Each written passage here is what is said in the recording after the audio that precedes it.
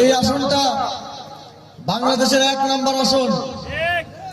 এখানে আমার সামনে যারা বসে আছেন আপনারা সবাই বাংলাদেশের 1 নম্বর আসনের নাগরিক। 1 নম্বর আসনে 2 নম্বর প্রার্থীকে আপনারা নির্বাচিত করবেন। 1 নম্বর আসনে কিন্তু 1 নম্বর প্রার্থী লাগবে।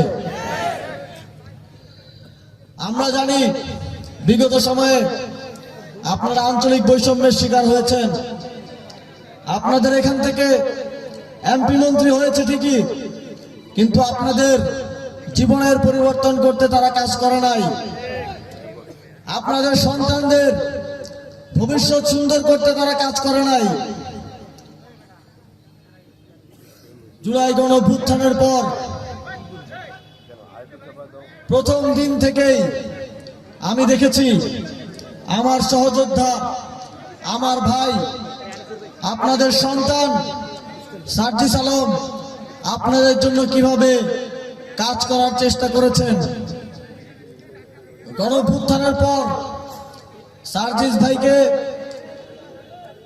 2 বার ফোন দিলে একবার ঢাকায় পেতাম, আরেকবার পেতাম পঞ্চগড়ে। আমি দেখেছি তিনি সরকারের বিভিন্ন দায়িত্বশীলদের কাছে আপনাদের জন্য বরাদ্দ নিয়ে আসার জন্য, আপনাদের রাস্তাঘাট ঠিক করে দেওয়ার জন্য, এই এলাকার উন্নয়নের জন্য, এই এলাকার পর্যটন শিল্পের বিকাশের জন্য বিভিন্ন সরকারি দপ্তরের দ্বারে দ্বারে গিয়েছেন। আপনাদের জন্য গত 1 বছরে অনেক কিছু নিয়ে এসেছেন। যিনি এমপি না হয়ে, কোনো সরাসরি দায়িত্বশীল না হয়ে আপনাদের জন্য বিগত 1.5 বছর কাজ করেছেন। যদি আপনারা 12 তারিখ শাপলা কলিকে ভোট দেওয়ার মাধ্যমে, 11 দলীয় জোটকে সমর্থন দেওয়ার মাধ্যমে সার্জিস আলমকে নির্বাচিত করতে পারেন, তিনি একজন এমপি হয়ে এবং আরো শক্তিশালী ভাবে আপনাদের জন্য কাজ করে যাবেন।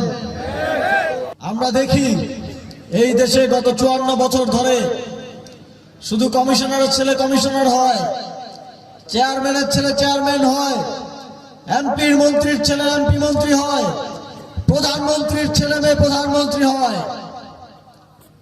আপনারা কি চান না একদিন এমন সময় আসবে যেদিন আপনার কোন সন্তান এমপি হবে? নাকি সারা জীবন যার বাপ এমপি ছিল সেই এমপি হবে, যে এমপি হবে তার ছেলেই এমপি হবে, এমনটাই চলতে থাকবে? আমরা চাই আগামীর বাংলাদেশে একজন কৃষকের ছেলে, একজন মুদি দোকানদারের ছেলে, একজন রিক্সাওয়ালার ছেলেও এমপি হবে। সেই বাংলাদেশ গড়তে হলে এই পরিবারতন্ত্রকে ভাঙতে হবে।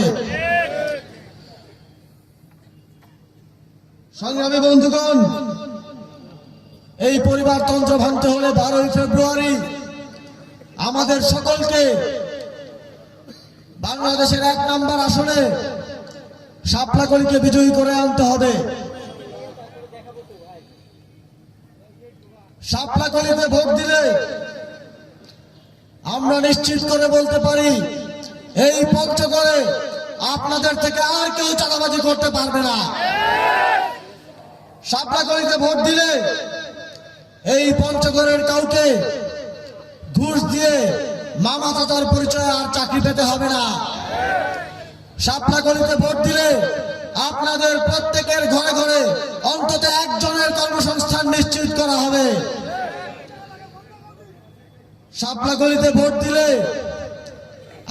আপনাদেরকে চিকিৎসার জন্য অনেক দূরে যেতে হয়, চিকিৎসার অভাবে আর কাউকে জীবন হারাতে হবে না।